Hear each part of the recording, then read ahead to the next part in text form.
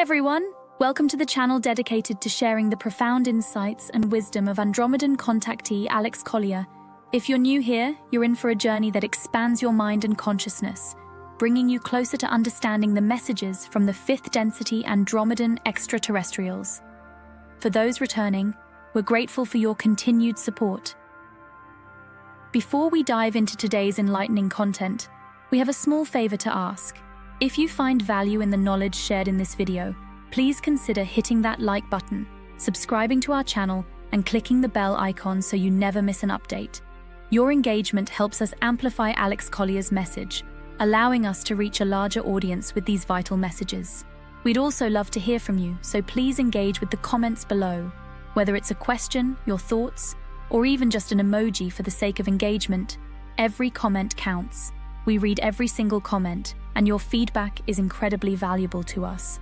Additionally, if you'd like to support us further, consider giving a super thanks tip by clicking the heart with the $sign. This small gesture allows us to continue bringing you more of Alex's messages, unfiltered and directly from his lifelong experiences with the Andromedans. Now sit back, relax, and enjoy today's video.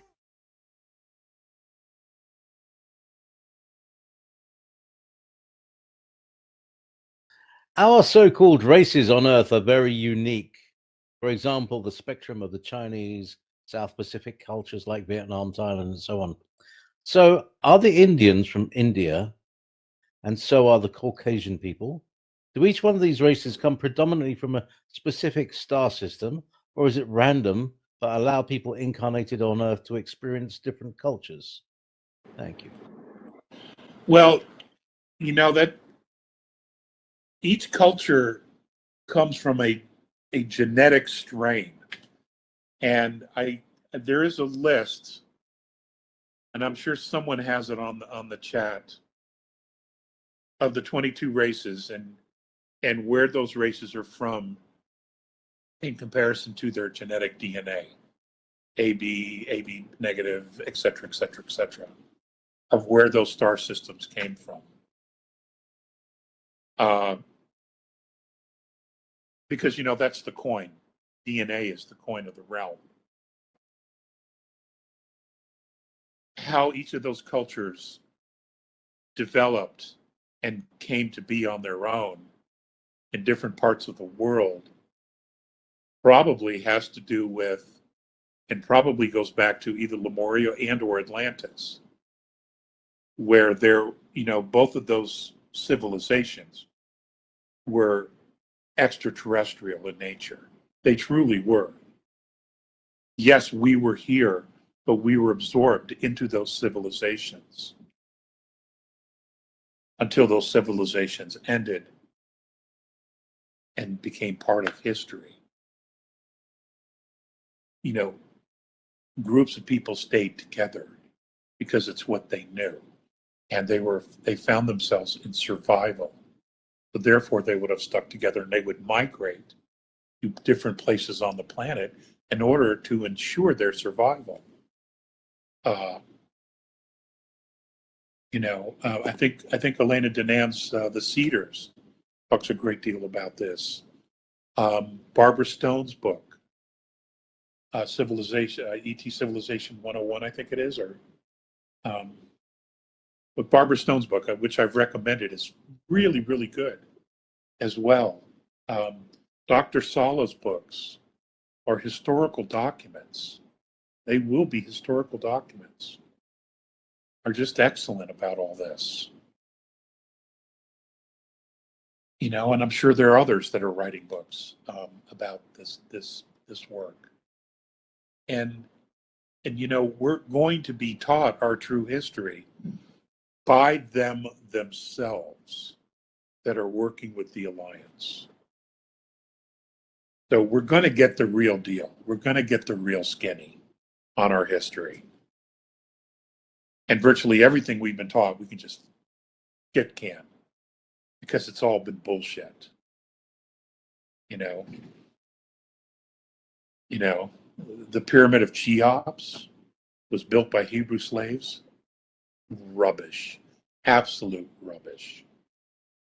It is tens and tens of thousands of years old. Do not be surprised if it ends up coming back,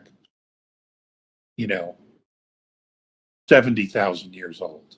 Do not be surprised.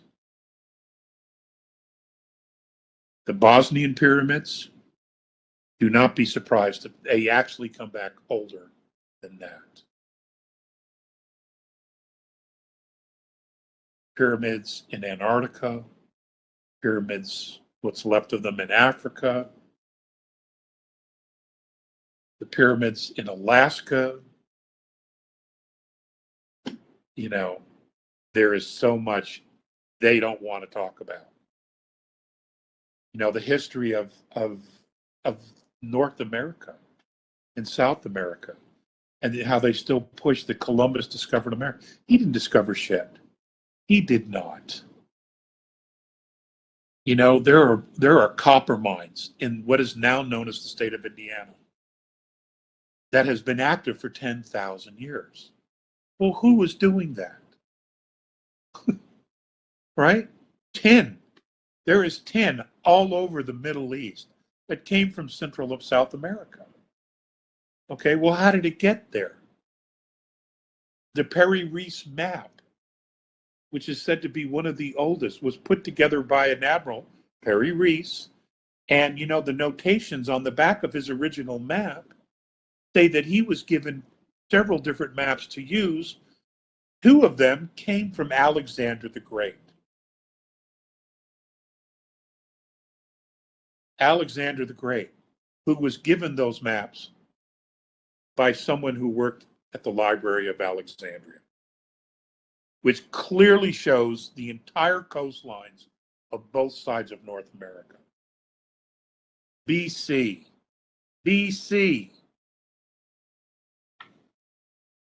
The history we've been given is complete bullshit. It's trash.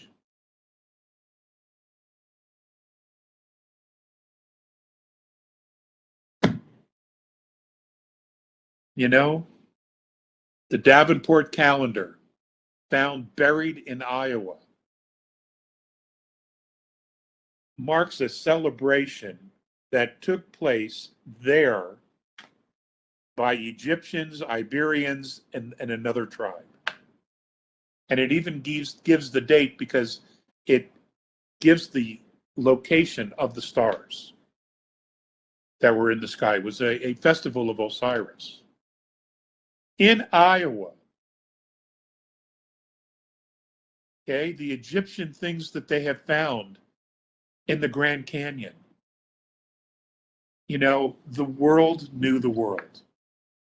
We had Lemuria, if we had Atlantis, they traveled the world. We knew the world. You understand? It wasn't a mystery. We knew the world. The Pyramid of Giza was built on the exact location of the entire world's mass. How would you have known that? The only way you could know that was if you had flight. There's so many things they just didn't tell us. And it goes on and on and on and on and on. It's fascinating. It's absolutely fascinating.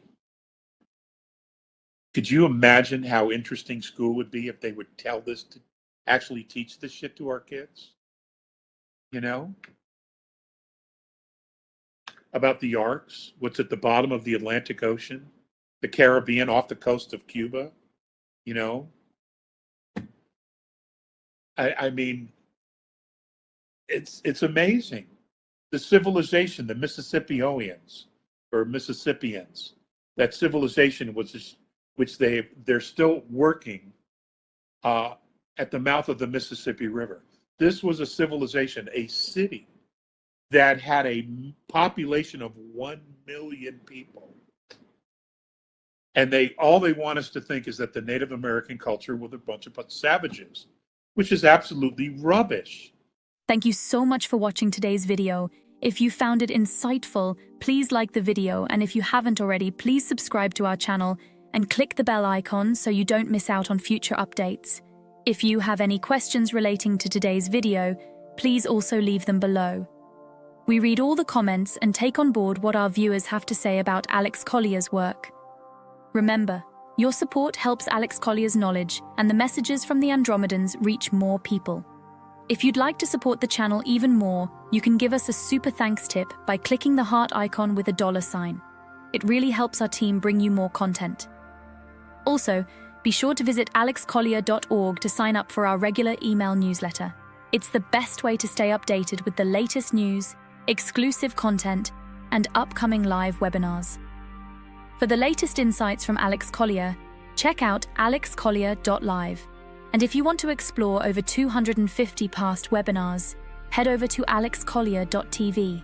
Thank you for being a part of this journey and supporting Alex Collier's work.